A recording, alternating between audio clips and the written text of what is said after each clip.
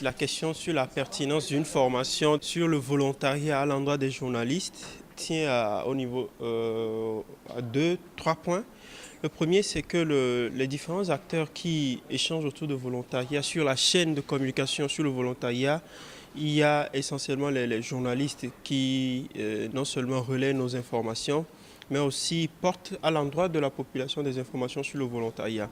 Et donc du coup, il est de bon ton qu'on échange avec eux pour qu'ils aient le vocable approprié pour communiquer sur le volontariat.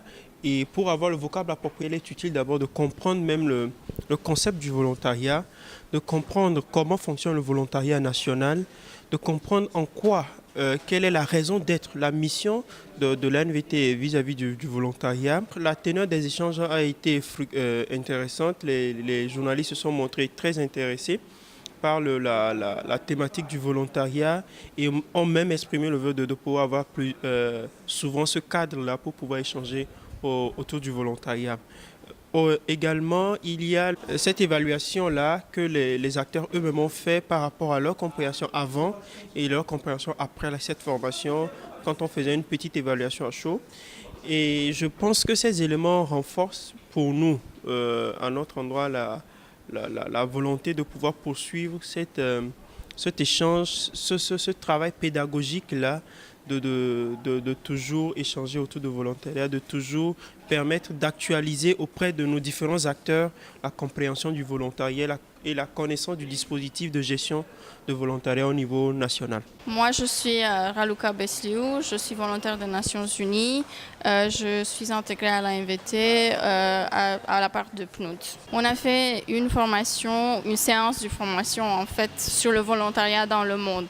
Moi, spécifiquement, je parlais de programme de volontariat des Nations Unies dans le monde et dans le Togo. Le programme du volontariat consiste à mobiliser des volontaires dans le monde ainsi que faire le plaidoyer pour le volontariat auprès des gouvernements dans le monde. Il y a plusieurs programmes dans lesquels tout le monde peut participer. Donc ça peut attirer des divers gens. Par exemple, il y a le programme de volontariat international où les gens qui appliquent peuvent aller à l'international pour faire du volontariat. Il y a le volontariat national où on reste dans notre pays pour faire du volontariat, ainsi que du volontariat en ligne.